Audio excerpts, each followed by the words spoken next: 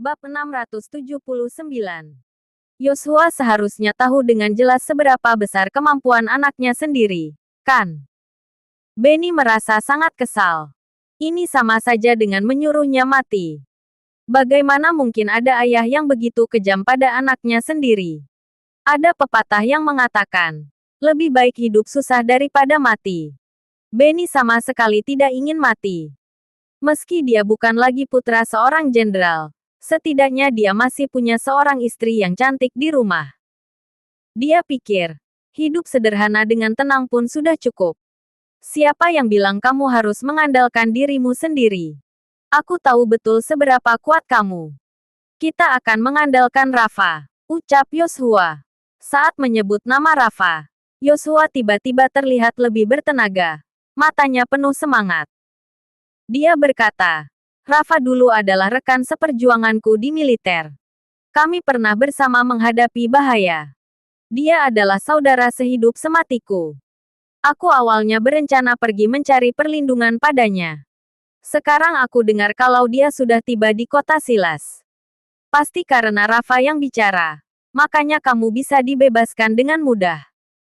Kalau enggak, bagaimana mungkin Adril tiba-tiba bersikap begitu baik hati? Uhuk, lanjut Yosua. Meski Yosua terbaring di tempat tidur, dia tidak sepenuhnya terputus dari kontak dengan dunia luar. Dia masih memiliki banyak pengikut setia di kota Silas yang memberinya informasi. Rafa, tanya Benny. Ketika mendengar ini, mata Benny membelalak penuh semangat. Ternyata itu Rafa, salah satu dari 4 anak angkat Gary tak terkalahkan. Hanya dengan satu kata darinya, seluruh kota Silas bisa gempar.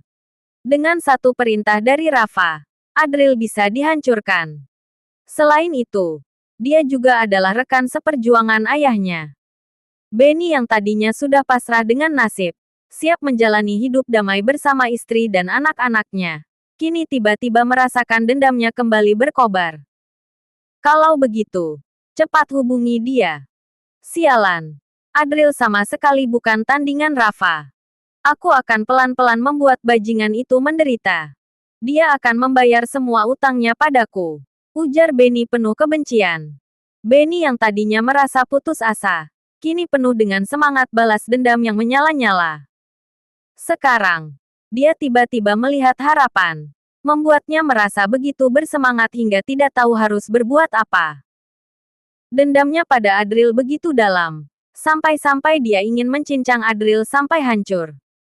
Kamu pergi hubungi Rafa. Ceritakan situasi kita dengan sangat menyedihkan. Bilang saja aku bahkan nggak punya tenaga untuk menjawab telepon. Rafa adalah orang yang sangat membenci ketidakadilan. Makin menyedihkan cerita kita, makin besar kemungkinan dia akan membantu. Jelas Yosua. Yosua mengatakan ini dengan mata berkilat-kilat. Dia melanjutkan. Selain itu, kalau dia menanyakan tentang masalah perdagangan narkoba, jangan pernah mengakuinya. Bilang saja Adril bekerja sama dengan Yudhistira untuk menjebak kita. Aku paham, kata Benny. Benny segera mengambil telepon Yosua. Setelah berpikir sejenak, dia berkata, Ayah, aku akan memberitahu Bibi Alia dan Elisa juga, biar mereka ikut memohon bantuan. Jika seluruh keluarganya menangis di depan Rafa, hasilnya pasti akan lebih meyakinkan. Yosua merasa sedikit ragu, tetapi akhirnya dia mengangguk. Dia belum sempat memberitahu Benny bahwa Alia dan Elisa sudah dipermainkan oleh Adril. Bagaimanapun juga, dia sendiri tidak sanggup menahan pukulan mental itu. Jangankan lagi Benny, akan lebih baik untuk menyembunyikan hal ini darinya. Sementara itu, Benny melangkah keluar dari kamar dengan penuh semangat dan kegembiraan. Asalkan mereka bisa mendapat bantuan Rafa, Adril tidak ada artinya. Dia pasti akan dihancurkan. Benny mulai membayangkan cara terbaik untuk membalas dendam pada Adril. Apakah dia harus dikubur hidup-hidup, dijadikan hewan peliharaan, atau mungkin diberikan hukuman perlahan-lahan hingga mati?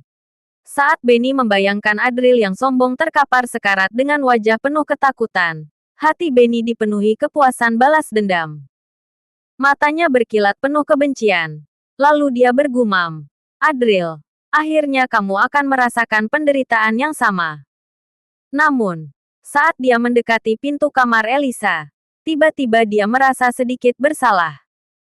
Setelah dipikir-pikir, dia merasa sikapnya selama ini tidak terlalu baik pada Elisa. Meski dirinya di penjara, Elisa masih merawat ayahnya dengan baik. Dia merasa perlu memberikan kompensasi yang layak pada istrinya itu. Selain itu, memikirkan tubuh Elisa yang indah, Benny merasa ada sesuatu yang mulai bangkit dalam dirinya. Meski dia tidak sekuat dulu dalam urusan tempat tidur, nafsunya tetaplah besar. Bahkan di masa lalu, Kasim pun masih mencari selir, jangankan lagi dirinya. Selama beberapa hari ini, dia juga merasa tertekan. Namun, ketika dia berjalan mendekati pintu kamar Elisa, tiba-tiba pikirannya kosong. Pelan-pelan, jangan. Ah, itu suara Elisa. Tentu saja Benny tahu dengan baik apa arti suara itu. Dirinya ada di sini. Lalu siapa pria yang ada di dalam? Darahnya mendidih. Amarah menguasai pikirannya. Dia seakan kehilangan akal sehat. Mulai mengetuk pintu dengan keras sambil berteriak. Elisa, kamu berani mengkhianatiku. Buka pintunya sekarang juga. Kemudian, suara di dalam malah makin keras. Plok, plok. Terdengar suara benturan yang keras, meresap ke setiap saraf Benny. Suara ini bahkan lebih intens daripada apa yang pernah dia lakukan sebelumnya. Dia bahkan merasa sedikit khawatir bahwa Elisa mungkin akan terluka parah.